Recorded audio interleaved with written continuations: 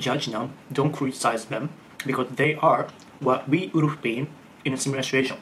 If you criticize other people, that's gonna put them on defense, which means that's gonna make them strive to justify themselves. How come you didn't take up garbage? It was your turn. And then you're gonna be like, whoa, I had this and that, I was busy, I didn't remember, I forgot about it,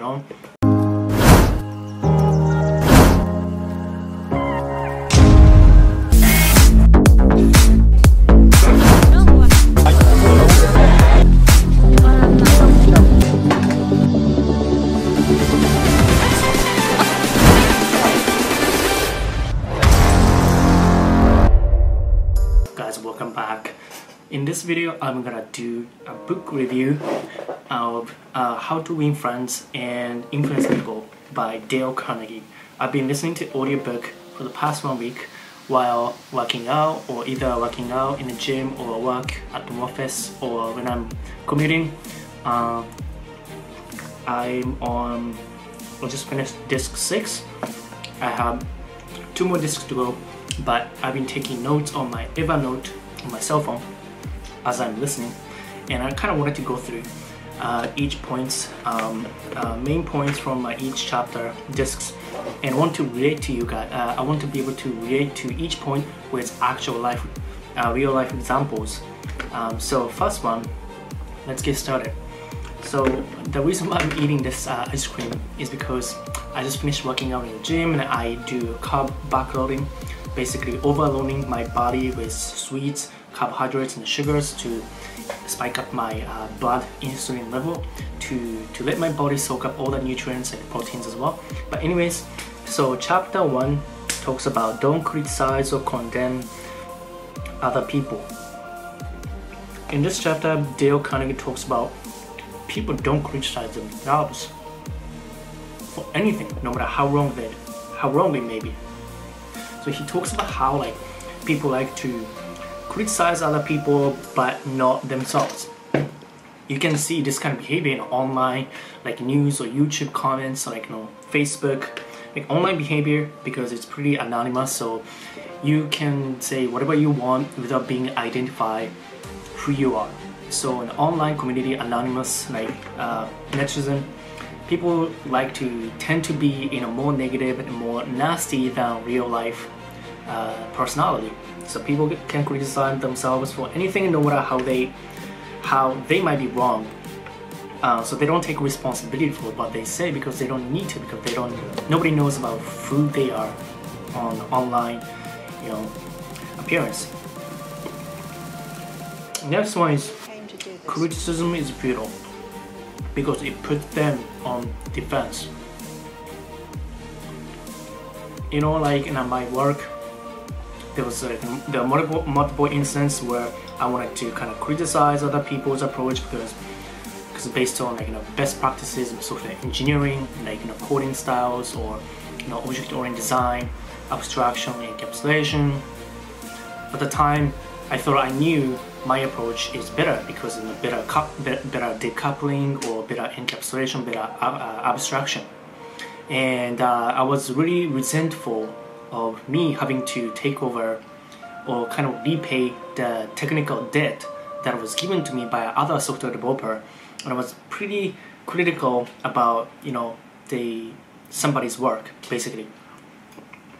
And that I think definitely that I exuded that feeling of resentment or uncomfortableness or frustration in my face and the way I talk, obviously, to the coworker, and definitely that got my coworker put them on defense. And now we had a kind of a discussion / a little bit of a heated argument because of why this approach is better than that. I remember that incident, and actually that incident made me want to understand how to influence people, how to how to win people into my thinking, or how to make them collaborate with me, or how to get things done in a team environment. That's the reason why I started reading this How to Win Friends and Influence People. So I definitely remember that. Next one, make them strive to justify themselves. If you criticize other people, that's gonna put them on defense, which means that's gonna make them strive to justify themselves. Or how come you didn't take out garbage? You criticize other people. How come you didn't take out garbage? It was your turn. And then you're gonna be like, whoa, I had this and that. I was busy. I didn't remember. I forgot about it. Just slip through my finger. That way of saying is gonna make other people try to justify themselves. That creates kind of unnecessary energy to having to justify themselves. The next point is dangerous. It's dangerous because it wounds their pride, hurt their sense of importance, and arise resentment. I didn't know being critical or criticizing is gonna actually hurt other people, or it's gonna raise resentment of others. I wasn't sure about it, or I wasn't aware of the consequence of criticizing, because in a debate competition, or when you are talking about something really scientific, you need to be pretty honest about your point, and sometimes you cannot avoid to disagree in objective scientific discussion or office, not emotional arguments between wife and husband, or couples, or parent and a kid, but at work when it's done in a calmly manner. That was my kind of my take, but I didn't think really about how being super expressive about being too clear about if I disagree too clearly, too directly, I didn't know that's gonna hurt other people's pride or sense of importance. So I took notes on this one. Then he said there was an experiment that animals rewarded for good behavior learn more rapidly and retain the knowledge and what did I say? What did I write? Retain learning more effectively than animals punished for bad behaviors. So definitely I can relate to this, because if you learn something while having fun, you're gonna learn more faster. Whereas if you're being punished, if you're not having fun while learning, you don't learn much because you don't enjoy the process. So I can understand this. He said, same apply to humans. By criticizing, we don't really make lasting changes to others, but often it'll create resentment. So it's kind of positive versus negative, fun versus resentment. And lastly, he said, as much as we thirst for approval and validation, we resent and regret condemnation, criticizing, and it will in turn demoralize employees. So I guess obviously I knew about us human beings looking for approvals and understanding, acknowledgement, but I think we also tend to be pretty sensitive about other people's judgment or criticism. So I need to be a little bit careful about about something that could be perceived as negative in human communication. Other point, wrongdoer blaming everybody but themselves. Criticism are like home pigeon; it always return home. Wrongdoers blame everybody but themselves.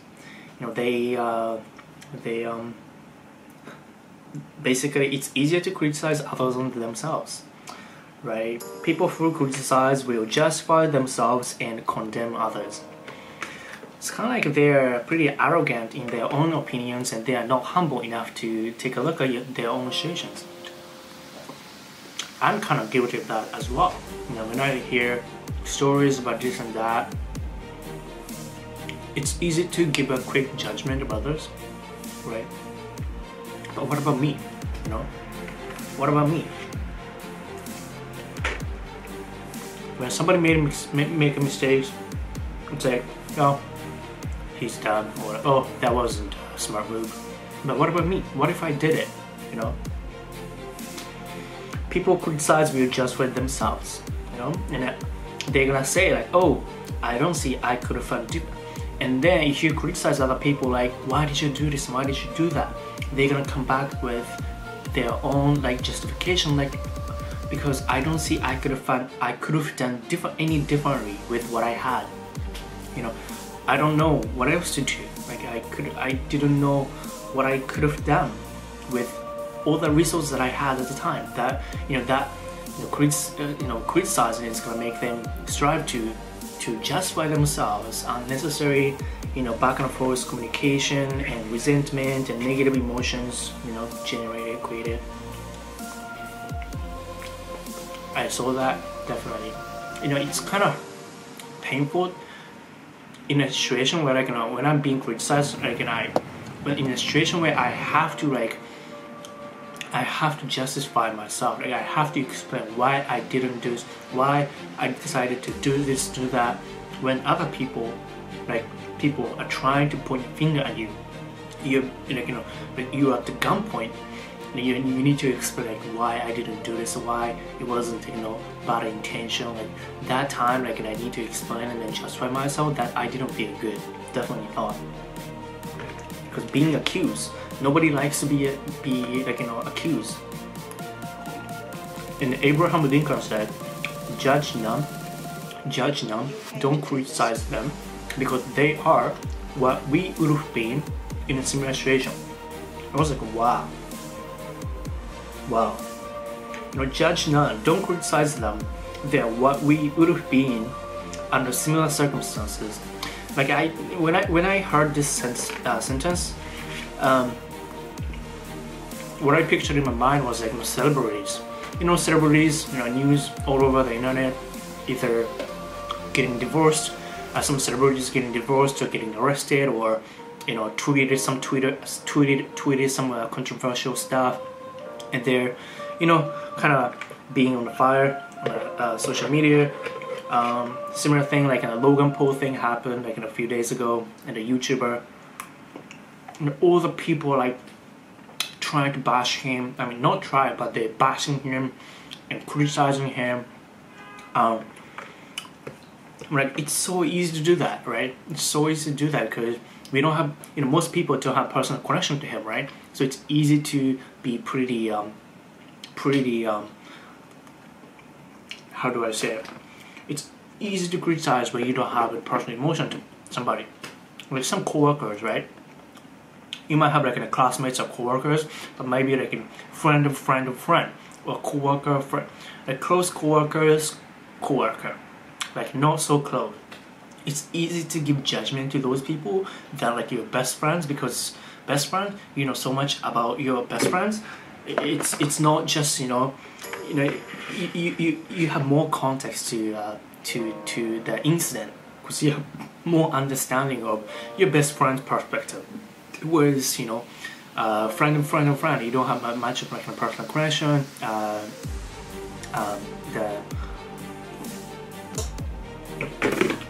You feel like you're almost like strangers. And then, so when I saw like in a Logan Paul, or in Japan, like there are many like online community, it's pretty negative. People like to bash celebrities or Japanese entertainers, either like a marriage or newborn baby or dating scandals. People like to bash in Japan, like Japanese, like, you know, online social media, Yahoo News, and they like to do that. And I was like, that's the exact, you know, scene that I pictured in my mind. Like, it was like, you know, judge none, because they are what we would have been. We could have been there in a similar circumstances. What he's saying is probably, you know, we don't know the whole, like, we don't know as a whole what they are going through, the situation that they are going through, right? Context, their human relationships. They might be having like a bad day. They might be having complicated, you know, like maybe they're trying to, you know, to get married, but, you know, their parents are objecting. Their best friends were a little bit not like maybe they had some fights or some dramas, but we don't know what's the thing. And it's like it's kind of easy to imagine if you're working in your job office.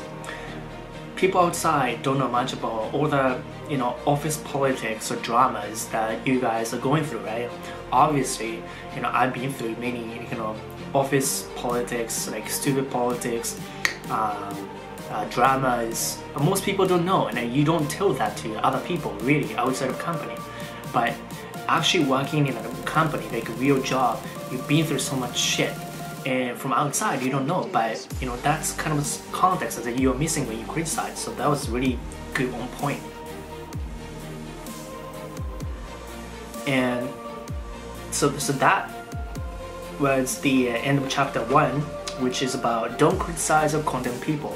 I was like, I'm pretty honest and authentic, so I'm not afraid to say something negative. But in turn, the benefit about doing that is that I don't lie about, I'm not superficial. I don't just say nice things or flattery. I don't say flattery things to others just because to make them feel good. So what I say is true, and I'm true to what I'm saying. So if I say bad things, obviously I mean it. If I say nice thing, that means I mean it, and that's a benefit of it. If I'm honest, if a person like me. But if somebody is superficial, that means next chapter, Dale Carnegie said, be careful of those friends who say nice flattery things to you than enemy who tries to attack you, because sometimes it's more dangerous to believe in some flattery nice things that your friends say to you just because they wanted to make you feel good, even if that's not true, than the dead, honest, painful truths that that opponents might tell you to try to attack you. So I wasn't sure about this, how much I need to be careful or sensitive or understanding about others' feeling when I say something that could have been perceived as maybe criticism, because I've been pretty good at separating personal feeling from when I'm working in a professional job, because I tend to be less emotional when I carry conversation. I tend to focus on facts as opposed to feeling. But some people are not like that, right? So some people might take it personally, and it's obviously communications two ways, the sender and the receiver. And obviously for receiver to be a better receiver, there's a better the good book, the 4 Agreement. One of the lessons is to never take things personally. So it's something for receivers to learn and practice. But as a sender's perspective, just because perceiver needs to practice about not taking things personally, still it is kind of partial responsibility for sender to be I would say considerate, or to not to criticize too much, and to be careful about wording. Take responsibility of delivery of what you say, content. It's content. One thing is content, like facts, and another part in a communication function is delivery. How you deliver words, it matters, because human being are emotional creature, right? So that's a little bit. I took a lot of notes on this, and I need to keep reminding myself, because I'm not used to thinking like this too much. So I need to be pretty careful. But I don't know how this is gonna play out in a scientific profession, where one of the principles of the company that I'm working is be honest. Don't afraid to speak up. So I think it comes down to content-wise. Don't be afraid to deliver the content. But I think what I can take home from this chapter is to be careful about delivery. Extra careful. All right. So this is chapter 1. I hope you took some of the lessons from this chapter, book review of Dale Carnegie, How to Win Friends and Influence People. I'm gonna do chapter 2, 3, 4, 5, 6. Hope you guys like it. If you have any questions, let me know. If you if you have some stories that you want to share about some of the stuff, points, then do let me know, because I want to know what kind of things, experiences, life events you're going through, because I want to know if somebody else have been through the stuff, like events that I've been through as well. It's kind of interesting because we tend to think like, oh, it's only me that I'm not good at communicating, or I'm not good at, oh, I got so angry, I got so frustrated, I wanted to criticize, or like, those stuff. I think it's better to share and learn from each other's experience as opposed to going through trial and error, right? So thank you guys for watching. I'll see you guys next time. Bye bye.